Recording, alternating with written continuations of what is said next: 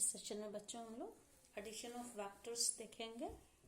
तो इसमें दो हैं, एक तो है ट्रायंगल लॉ है, triangle law for the addition of vector, और दूसरा है law of parallelogram for the addition of vector.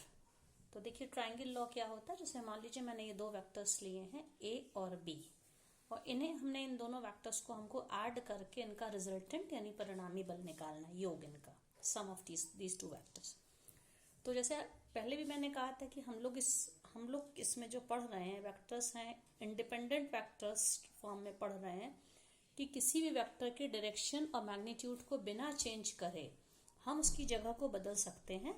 ठीक है, उसको हम डिस्प्लेस कर सकते हैं। वेक्टर आप देखिए, ये वेक्टर ए बी, ये वेक्टर ए बी, ये वेक्टर ए को रिप्रेजेंट कर रहा है, और जो वेक्टर बी है आप देखिए उसका डायरेक्शन देखिए ये है। तो सेम मैग्नीट्यूड और डायरेक्शन को लेके इसको मैंने, जहां पे ये ए का इनिशियल पॉइंट है और ये वेक्टर ए का, और ये टर्मिनल पॉइंट है, तो यहाँ पे मैंने इस वेक्टर बी को इसके टर्मिनल पॉइंट पे इस तरह से शिफ्ट कर दिया है कि वेक्टर बी का इनिशियल पॉइंट और वेक्टर ए का टर्मिनल पॉइंट एक दूसरे से कोइंसाइड कर जाए।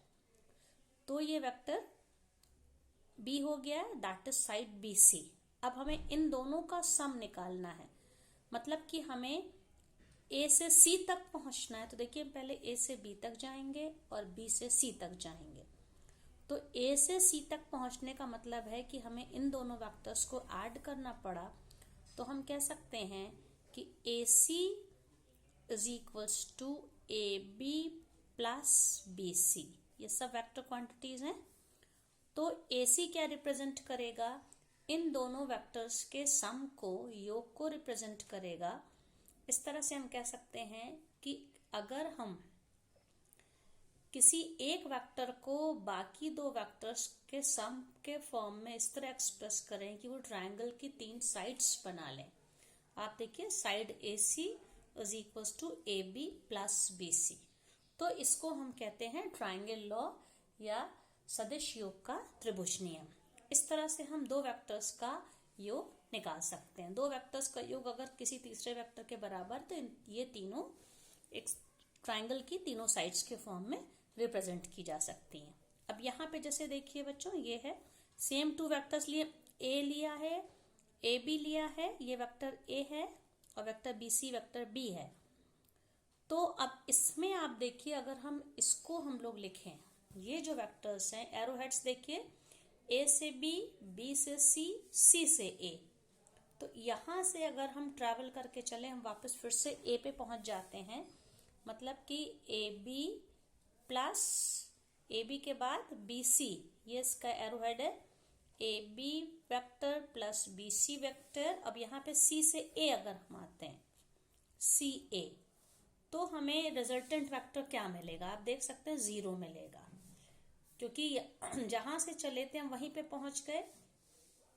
तो इसको आपको याद रखना है, किसी ट्रायंगल की तीनों साइड्स को अगर हम एक ऑर्डर में लें तो तीनों साइड्स का सम हमेशा 0 होगा। ये बात ट्रायंगल पे लागू होती तो किसी भी पॉलीगॉन पे होगी, क्वाड्रिलेटरल है, पेंटागन है, हेक्सागन है, जो भी है, कि अगर हम उनको एक ऑर्डर में लेंगे तो फाइनली हम जहां से चले थे वहीं पहुंच जाएंगे।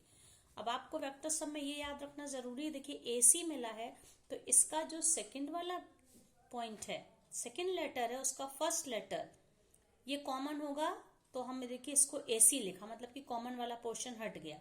इसी तरह से यहाँ पे आप देखिए ए बी और बी सी, ए बी और बी सी, इससे हमें क्या मिल जाएगा? वेक्टर ए सी। देखिए बी बी कॉमन हट गया, ए सी प्लस सी ए। अब फिर से इनका कॉमन हटा दीजिए तो क्या मिल जाएगा? ए ए। तो ए ए एक पॉइंट वेक्टर हो गया, ये 0 वेक्टर माना जाएगा। ठीक है, तो हम जहां से चले थे जब वहीं पे A to B, B to C and C to A, इस तरह से ये हमें ए ए मिल गया, दैट इज 0 वेक्टर। और दूसरी चीज है कि हम इसको इस तरह से भी ले सकते हैं, ए बी और बी सी का सम यहां से ए सी था, ए सी वेक्टर है ए से सी, तो सी ए वेक्टर क्या होगा? आप देख सकते हैं ए सी प्लस सी ए को हम माइनस ऑफ ए सी, हम लोगों ने नेगेटिव वेक्टर पढ़ा है। किसी भी वेक्टर का नेगेटिव वेक्टर वो वेक्टर होता है जो कि मैग्नीट्यूड में सेम हो, डायरेक्शन बस ऑपोजिट हो जाए। तो ये वैल्यू सेम वैल्यूज हैं, साइन अपोजिट है तो 0 आ गया। तो ट्राइंगल लॉ में इसको भी हमें समझना है कि किसी भी ट्राइंगल के तीनों साइड्स को ऑर्डर में लें तो तीनों का सम 0 होता है, और ट्राइंगल की किन्हीं दो साइड्स को थर्ड साइड के सम के फॉर्म में भी एक्सप्रेस कर सकते हैं, इसे हम ट्राइंगल लॉ कहते हैं। तो ये तो था सम ऑफ टू वेक्टर्स। अब देखें अगर हमें दो वेक्टर्स का डिफरेंस निकालना है, अंतर जिसको कहते हैं, तो जैसे हम ए और बी, ये साइड क्या रिप्रेजेंट कर रही है, दो वेक्टर्स का सम। अब हमें इन्हीं दो वेक्टर्स ए और बी का डिफरेंस निकालना है, तो आप एक तो ये याद रख लीजिए, हम ए माइनस बी, दो वेक्टर्स का डिफरेंस निकालना है, तो हम इसको क्या लिख सकते हैं, vector A plus vector minus B. इन दोनों में कोई डिफरेंस नहीं हुआ, इसका ये मतलब है कि ए के साथ हम माइनस बी वेक्टर को ऐड करें तो वही वैल्यू मिलेगी जो हमें ए माइनस बी की मिली। अब माइनस बी क्या है, देखिए आप, वेक्टर बी ये है, ये वेक्टर बी है, तो माइनस बी सेम मैग्नीट्यूड लेकिन डायरेक्शन ऑपोजिट, दिशा वही है, परिमाण उल्टा है, तो ये हो जाएगा, ये माइनस बी है। अब हमें ए में माइनस बी को ऐड करना है, तो पहले हम ए से बी चले, फिर बी से हम minus B, that is B C dash. तो हमें, क्योंकि हमें यहां पे पहुंचना है, ए से सी डैश पहुंचने के लिए हमारा क्या रूट होगा, A to B, B to C dash. We can write it as A C dash is equals to A to B plus B to C dash. तो ए टू बी क्या है, ये vector A, okay, and B C dash, this is vector minus B. तो ये plus minus minus पे ए minus B, इसका मतलब है ए सी डैश क्या रिप्रेजेंट करेगा, A C dash is representing difference of these two vectors. तो याद रखिए, डिफरेंस का मतलब रहता है कि जिसके साथ हमें डिफरेंस निकालना, उसका हम नेगेटिव वेक्टर लेके पहले वाले वेक्टर में ऐड कर देंगे तो हमें डिफरेंस मिल जाएगा।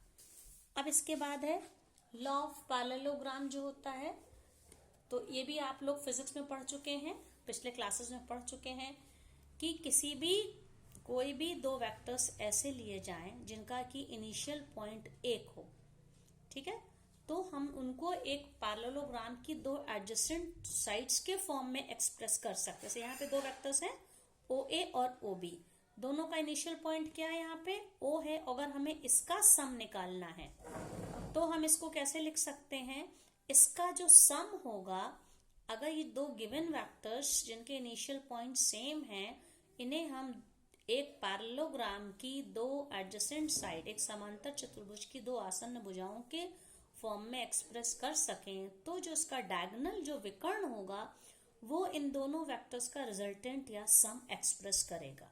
और किस तरह से होगा, जैसे हम लोग वेक्टर्स को लोकलाइज करते हैं, मतलब मैग्नीट्यूड और डायरेक्शन बिना बदले जगह बस चेंज कर देते हैं, तो वेक्टर बी का, ये भी वेक्टर है, ये वेक्टर बी होगा, आप देखिए सेम मैग्नीट्यूड है, सेम डायरेक्शन है।